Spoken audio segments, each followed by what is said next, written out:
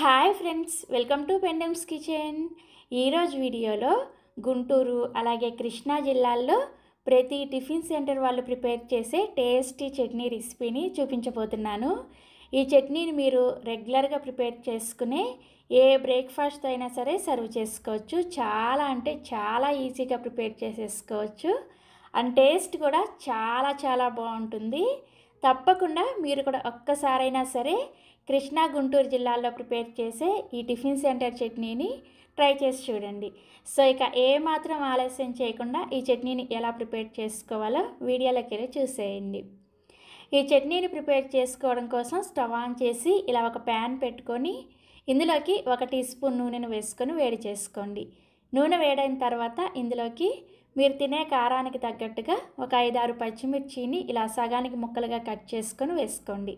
పచ్చిమిర్చిని డైరెక్ట్గా వేసేసారంటే అవి పేలి మొహం మీద పడతాయి అన్నమాట. అందుకని ఇలా సగానికి కట్ చేసుకొని వేసుకోండి. అలాగే పచ్చిమిర్చిని ఇన్నే వేసుకోవాలనేమీ లేదు. మీరు వాడే పచ్చిమిర్చి కారానికి తగ్గట్టుగా ఎక్కువ తక్కువ కూడా వేసుకోవచ్చు.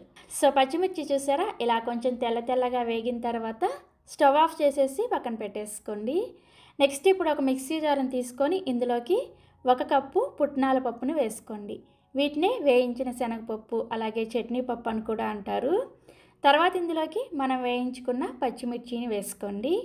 అలాగే ఇందులోకి మీరు ఏ కప్పుతో అయితే పుట్నాల పప్పును వేసుకున్నారో అదే కప్పుతోటి 1/2 కప్పు పచ్చి కొబ్బరి ముక్కల్ని వేసుకోవాలి. ఈ చట్నీకి ఖచ్చితంగా ఇలా పచ్చి కొబ్బరి ముక్కలు వేసుకుంటేనే మీకు ఒరిజినల్ టేస్ట్ అనేది వస్తుందన్నమాట.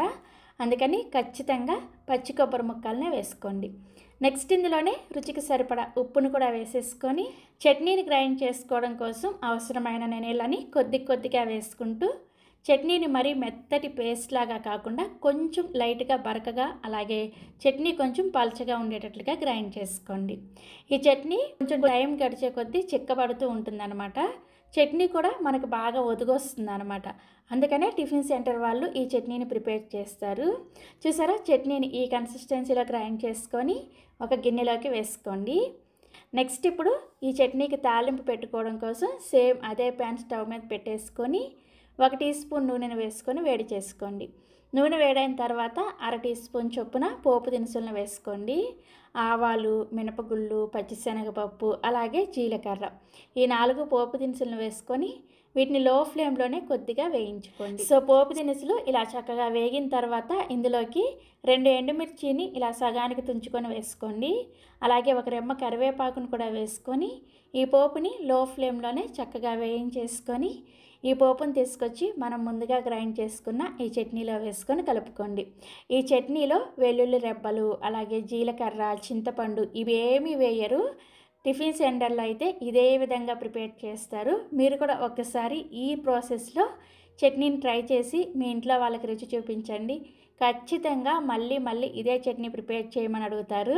ప్రిపేర్ చేసే వాళ్ళకి కూడా చాలా ఈజీ కదా.